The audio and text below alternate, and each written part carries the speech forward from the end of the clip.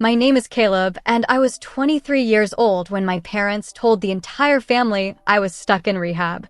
I remember the exact afternoon it started. My mother called me on a Tuesday. Her voice was calm, almost cheerful, which should have been my first warning. She asked how my new living situation was going. I told her I'd just signed a lease on a small apartment near the university. I was working 16-hour days on a software project, sleeping on a mattress on the floor, surviving on instant noodles and coffee. She paused. Then she said something I didn't understand at the time. "Well, we'll tell everyone you're focusing on your health." I thought she meant my chronic migraines. I'd had them since I was a teenager. Sometimes I'd miss family dinners because the pain was blinding. My mother had always seemed annoyed by it, like I was choosing to be difficult. But that wasn't what she meant. Over the next 2 weeks, my phone filled with messages. My Aunt Brenda sent a long email about how proud she was that I was getting help. My cousin Marcus texted me a Bible verse about healing. My grandmother left a voicemail crying, saying she'd pray for my recovery every night. I called my mother back confused. "What did you tell them?" She sighed, like I was being exhausting. "Caleb, you needed space." Everyone understood. "I told you I was working. I'm not sick. Your father and I just thought it was better if people didn't know the details." That was the first time I felt it. That cold, quiet feeling of being rewritten. Like someone was erasing my real life and replacing it with a story that suited them better. I asked her what details she meant. She didn't answer. She just said she had to go and that I should focus on getting better. "Stay with me because this is where it gets worse." 3 weeks later, I flew home for my cousin's wedding. I hadn't seen my extended family in almost a year. I'd lost weight. My hands were calloused from typing 18 hours a day. My clothes were cheap because every dollar I had went into the project. When I walked into the reception hall, the room went quiet. Not the good kind of quiet. The kind that comes after someone mentions a terminal illness at a dinner party. My Aunt Patricia hugged me for too long. She patted my back like I was fragile. "Sweetheart, you look so thin. Are you eating?" I told her I was fine. I told her I'd been working. She exchanged a look with my uncle. That sideways glance that says we know the truth, but we won't say it. My cousin Lisa pulled me aside near the dessert table. She whispered, "I'm really proud of you for coming. I know it must be hard." Hard? I flew 3 hours. "It's fine. With everything you've been through." I stared at her. "Lisa, what do you think I've been through?" She blinked. Then she looked uncomfortable. "Your mom said, you know, the rehab thing." Something turned cold in my chest. What exactly did she say? Lisa shifted her weight. "She just told everyone you needed treatment. That you'd been struggling for years. That you couldn't handle family functions right now." I stood there, holding a paper plate with a slice of wedding cake on it, and I realized what had happened. My mother hadn't just lied. She'd built an entire narrative. She'd painted me as broken, addicted, unreliable. A problem she was managing with quiet dignity. And everyone believed her. I found my mother near the bar. She was wearing a cream-colored dress, laughing with my Aunt Carol. When she saw me, her smile didn't waver. She kissed my cheek like nothing was wrong. "Sweetheart, you made it." "Mom, why does everyone think I'm an addict?" Her expression didn't change. She just tilted her head slightly. "Caleb, let's not do this here. Everyone's looking at me like I'm going to relapse in the bathroom. You're being dramatic." My cousin just gave me a sympathy hug. She touched my arm lightly. "I told people you were taking time for yourself. That's all. If they assumed something, that's not my fault." I wanted to scream. But the wedding was happening around us. The music was playing. My Aunt Carol was pretending not to listen. So I walked away. That night, I sat in my childhood bedroom. The same blue walls. The same posters from high school. My father had converted my closet into storage. Boxes of old tax returns where my clothes used to hang. I called my sister Emily. She picked up on the second ring. "Did you know?" I asked. She was quiet for a moment. Then she said, "Mom told everyone last Thanksgiving. She said you'd agreed to it." "I never agreed to anything." "I know. Then why didn't you tell me?" Emily's voice got smaller. "Because she said if I said anything, you'd get worse." She said I wasn't supposed to stress you out. I closed my eyes. The ceiling fan clicked in circles above me. Emily, I'm not an addict. I've never been to rehab. I've barely even drank alcohol. I know that. Then why did you believe her? Long silence. Then, because she's mom. And she sounded so sure. That was the part that never left me. Not the lie itself, but how easily everyone accepted it. How my mother's certainty overwrote my actual existence. How my entire family looked at me thin, quiet, exhausted from work, and saw a junkie instead of someone building something alone. I went back to my apartment the next morning. I didn't say goodbye to anyone. For 2 years, I didn't go to family gatherings. I didn't answer sympathy cards. I didn't correct the cousins who whispered about me. My mother kept sending updates to the family group chat. Caleb's still focusing on his health. Please keep him in your prayers. Meanwhile, I was sleeping 4 hours a night. I was missing meals because I couldn't afford both food and server costs. I was cold in winter because I couldn't pay for heat and cloud storage at the same time. And slowly, invisibly, my project started working. Small investors first, then a beta launch, then a waitlist, then 1,000 users, then 10,000. I didn't tell anyone. Not my mother, not my sister, not the aunts who sent me get well cards with crosses on the envelopes. I just kept working. The night before everything changed, I was sitting on my apartment floor. My laptop was open. My bank account had more money than I'd ever imagined. My project had just been reviewed by a tech journalist who called it inevitable. My phone buzzed. Family group chat. My mother had posted a photo of my sister's new car. Emily was smiling, holding the keys. The caption said, "So proud of our girl. She never gave up on herself." I scrolled up. There were no photos of me, no mentions of my work, no questions about my life, just prayer requests, sympathy emojis, and an occasional update from my mother. Caleb is still on his journey. I closed the phone. Then I opened my email. There was a message from a Forbes reporter. She wanted to do a profile. She wanted to photograph me. She wanted to know my story.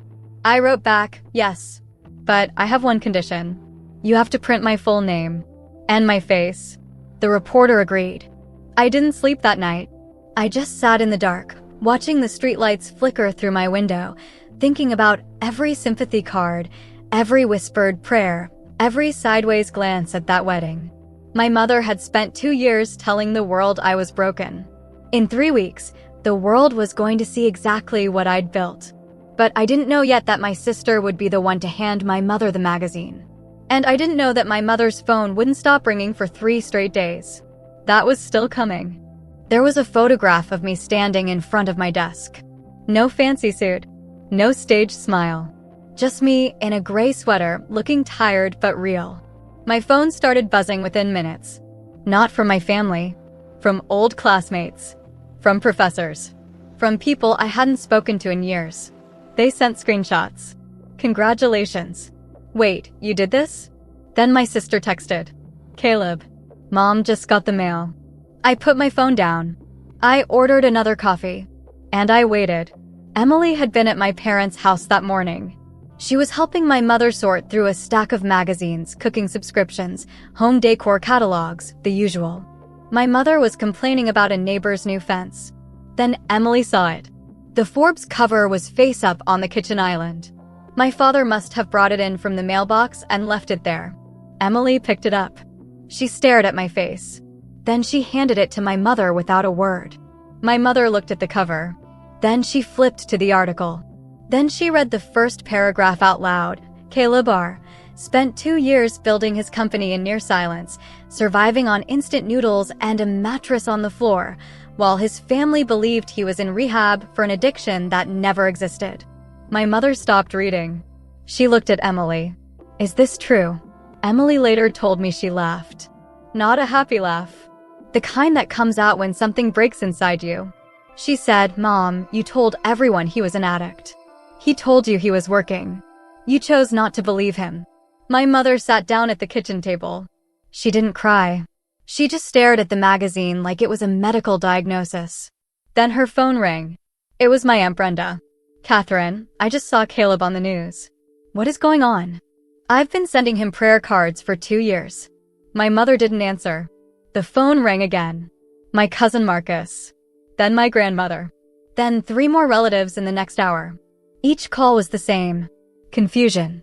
Then disbelief. Then a slow, uncomfortable realization that my mother had lied. Not exaggerated. Not misunderstood. Lied. By that evening, the family group chat had erupted. Someone had posted the Forbes link. Someone else had screenshotted my mother's old messages, the ones asking for prayers, the ones saying I was on a difficult journey. My Aunt Patricia wrote, "Wait, so he was never in rehab?" My uncle wrote, "I'm confused. Catherine, what exactly did you tell us?" My mother didn't respond. She turned off her phone and didn't turn it back on for 2 days. I wasn't there for any of this. I was in my apartment, watching the numbers on my laptop change. New investors. New users.